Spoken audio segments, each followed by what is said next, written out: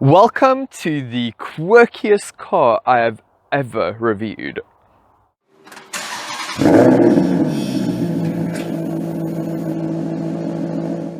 Hi guys, Eric here and welcome back to my channel. Today we will be having a look at this 2014 Mitsubishi Pajero Sport 2.5 diesel. And when it comes to its styling at least, it is not boring.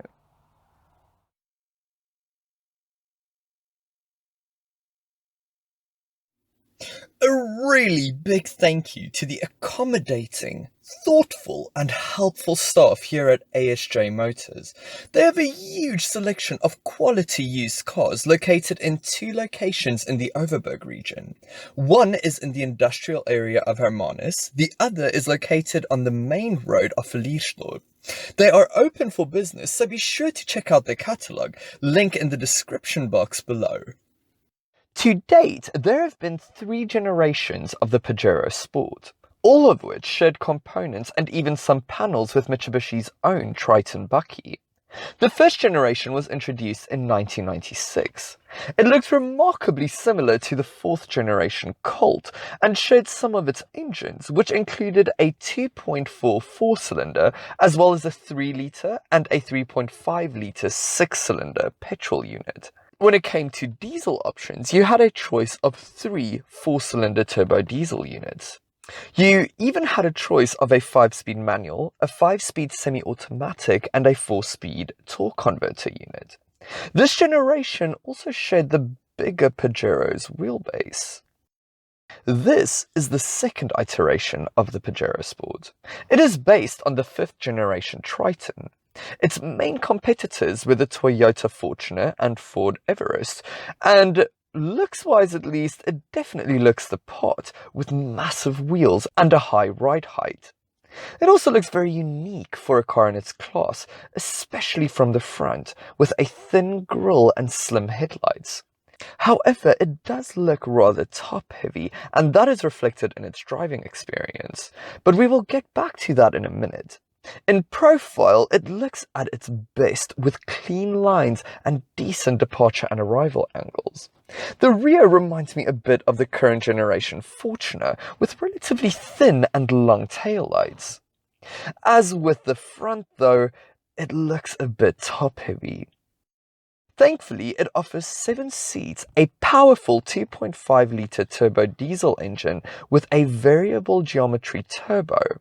It develops 131 kilowatts and a healthy 350 Nm of torque. This unit is also fitted with a 4-speed torque converter automatic. Quite conventional, until you get inside of it. This must be the quirkiest cabin I have come across in a very, very long time, especially for a car in this class. It is as though every section was designed by a different person, but nobody really knew what car this interior would be for. So you have a general utilitarian design with some sporty trim pieces and dashes of leather, along with a myriad of different textured plastics. The test unit we have here is fitted with a dual-tone color scheme with black on beige. It does a good job of keeping the cabin from looking dull and boring. Yeah, boring. Let's start with the center stack. You can tell that there's a lot of heritage in the design of the center console. Especially the top part reminds me of those dials you'd find in old Colt Buckies from the 1990s. But instead of analog dials, you have a digital readout of altitude, air pressure, and outside temperature, along with a full trip computer. Below it, you will find a full-color touchscreen infotainment system with Bluetooth audio, USB input, voice command, as well as a CD player. The unit is framed in very trendy piano black plastics. Interestingly, it is this advanced infotainment system that kind of dates the cabin, as it makes the dot matrix display above it look really out of place. Below the infotainment system, you have the chunky climate control dials. The dials do lack dampening, but that fits in with the rest of the utilitarian theme that goes on in the rest of the cabin. Next to the climate control panel, you'll find a very prominently placed hazard button. It kind of reminds me of those boiled sweets buttons you'd find in a 2008 Honda Civic. Move your gaze down and you'll find a storage compartment where the stereo unit would have been if you didn't have the aforementioned infotainment system. The very last tier houses an old school lighter, a cutoff switch for the rear air vents, as well as a toggle switch for the park distance control. Now the top of the dash is finished in corrugated black plastics, while the center console is framed with silver plastic and the climate controls are surrounded by a shiny graphite look. Then, surrounding the very chunky leather-wrapped gear lever, you find faux carbon fiber. The door panel is surprisingly thin and simplistic in its design, with very straight and clean lines. Near the top, you find the same faux carbon fiber trim you find in the center console, accented by a thin chrome strip found nowhere else in the cabin. This trim surrounds a metal door handle. Below this piece is surprisingly premium feeling faux leather. Then you're knocked straight back down to earth because you find a poorly painted silver trim piece that houses the electric window switches. Behind this piece is a leather-wrapped, unpadded door armrest, and at the very bottom you have a rather narrow but long and deep door pocket, as well as a speaker for the sound system. The steering wheel looks really sporty. It is a 3-spoke design with silver accents on the top 2 spokes. The buttons for the stereo, trip computer and cruise control feel a bit cheap, but this is in keeping with cars coming from its era. The stalks are also rather utilitarian, but they are clearly labelled and very easy to understand. These paddle shifters, however, are amazing. They are made out of a solid piece of metal and placed on the steering column, not the steering wheel, much like those you would find in a Nissan 370Z and some Infiniti models. Very sporty for a bucky-based diesel SUV. The dials follow the sporty look as well. 3 interlocking circles with very clear, easy to read digits. Front and center is the speedometer, with the circle to the left housing the rev counter, and the circle to the right being home to the fuel level as well as water temperature gauge. With this thin chrome surroundings, it kind of reminds me of a first generation Mazda MX-5. Now these seats are rather firm and a bit flat, but they are wrapped in leather and there's even some perforated leather in the middle piece to keep you from sweating too much. Considering the age of this car, the storage solutions are really good. You have access to a huge undampened glove box, an open storage area where the stereo unit would have been, a comically shallow covered compartment in front of the gear lever, a tray-like compartment next to said gear lever, 2 deep but rather narrow cup holders, a long and narrow door pocket, as well as a tray and a deep storage compartment underneath the center armrest. All in all, more than enough for the average person's clutter. Get in the back and you can tell that this car is from another era.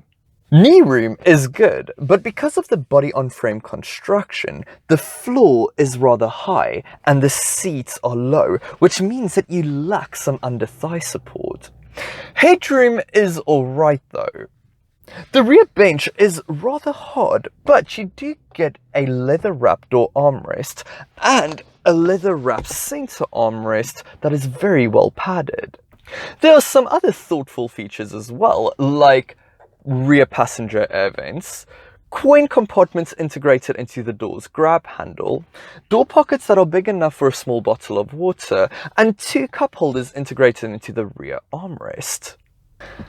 I wouldn't call it perfect for long distances though. In the third row, things are a bit more Spartan. You have very little knee room, and the headroom is at a premium as well.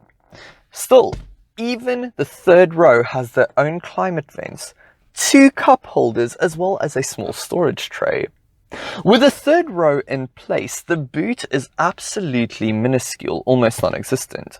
But with the third row fold down, it grows considerably. Also, the seats fold into the floor, not to the sides that you find in the Fortuner. You also get a grocery hook and even a 12-volt socket. Great for practicality.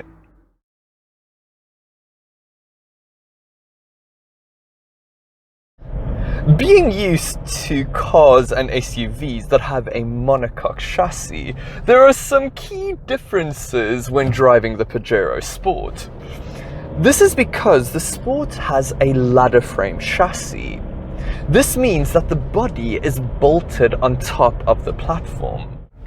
This setup has some great advantages when you want to take it off-road, but it has some drawbacks on the beaten path. In the case of driving around town, you notice the sheer size and weight of it. The turning circle isn't too wide, but it does take quite a few turns lock to lock.